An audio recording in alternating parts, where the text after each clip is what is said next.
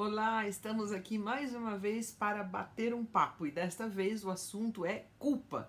Quem é que já não se sentiu culpado por alguma coisa que falou, por alguma coisa que fez? Mas antes de entrar no assunto, quero pedir a você que tem me acompanhado que me ajude a fazer com que essas conversas cheguem a outras pessoas. Então se inscreve no canal, seja no YouTube, seja no Instagram, dá o seu like e divulga, né? Porque com certeza, assim como nós fomos abençoados através do que a palavra nos ensina, outras vidas também poderão ser alcançadas. Então, o que o dicionário diz sobre culpa? Diz que é responsabilidade por dano, é o mal, é um desastre causado ao outrem, é uma falta, é um delito, é um tipo de crime. Então, na verdade, a culpa é um sentimento que surge quando nós nos arrependemos, seja de uma atitude ou seja de uma palavra que podemos ter falado e que não e que a gente percebeu que não fez bem nem para a pessoa que foi atingida e nem tampouco para nós, porque houve assim depois desse entendimento um arrependimento daquilo que poderíamos não ter feito ou não ter falado. Então, quando a gente não consegue lidar, aceitar que, como qualquer outro ser humano, nós temos defeitos, temos erros, temos fraquezas, que somos pequenos, né, como seres humanos, então isso acaba muitas vezes se intensificando dentro da gente e muito mais ainda nas pessoas que têm uma tendência ao perfeccionismo, porque essas acabarão tendo mais dificuldade de lidar com os seus erros e com as suas limitações.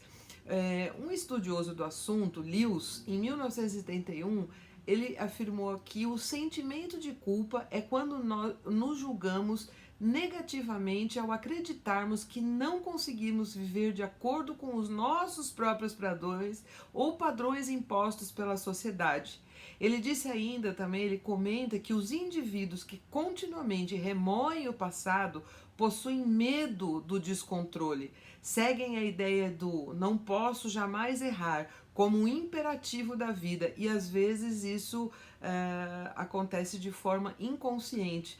Então muitas vezes eu e você, quando nos sentimos assim envergonhados por errar ou uma sensação tipo por que eu fiz isso, isso é algo normal, mas quando essa sensação de culpa vai nos paralisando, vai interferindo no nosso dia a dia, vai não permitindo que a gente, como ele falou, de forma inconsciente, nos leve a ficar num lugar de estagnação, então nós temos que cuidar com isso. Muitas vezes precisamos até buscar uma ajuda profissional no sentido de encontrar a causa, a raiz desse sentimento de culpa que nos paralisou. Então, nós precisamos fazer algumas perguntas, né? Como é que surge o sentimento de culpa? Embora, assim, os estudiosos divirjam, alguns optam por uma linha dinâmica, digamos assim, e outros por uma linha comportamental, a verdade é que o sentimento de culpa, ele começa geralmente na infância. Por quê? Porque na infância os nossos relacionamentos são construídos através do quê? Do relacionamento com nossos pais, com os tutores, os professores, os amigos, por exemplo, né?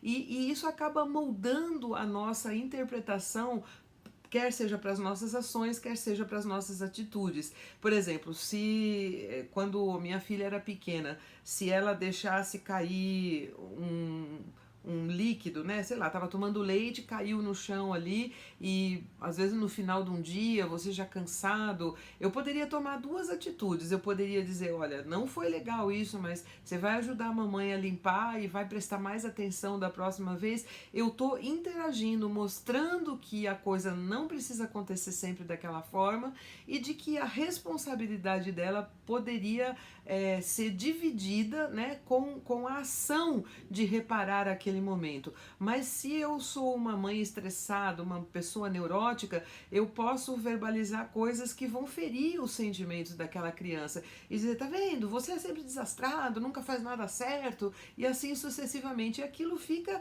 internalizado, de modo que quando isso se sucede repetidamente, a criança toma para si que, né, no pensamento dela, ela se tornou inadequada. Então nós precisamos compreender que somos seres imperfeitos, precisamos procurar conhecer a origem do sentimento que nos trouxe esse senso de culpa, né? E de repente talvez usar até um artifício, fazer uma lista, né, daquilo que eu percebo, e que atitude me leva àquilo, que pensamento me traz aquilo, porque aí eu vou podendo reconhecer os lugares ou as ações ou aquilo que starta isso na minha vida e nos meus pensamentos. Mas agora eu pergunto, será que é possível reescrever ou escrever uma nova história? Bom, segundo a Bíblia, é claro que sim. Romanos 8:1 diz assim: nós somos declarados não culpados por causa de Cristo. Agora, pois, já nenhuma condenação há para os que estão em Cristo Jesus. Graças a Deus, Ele levou as nossas culpas, os nossos pecados, os nossos erros, mas precisamos entender isso, precisamos aceitar essa realidade.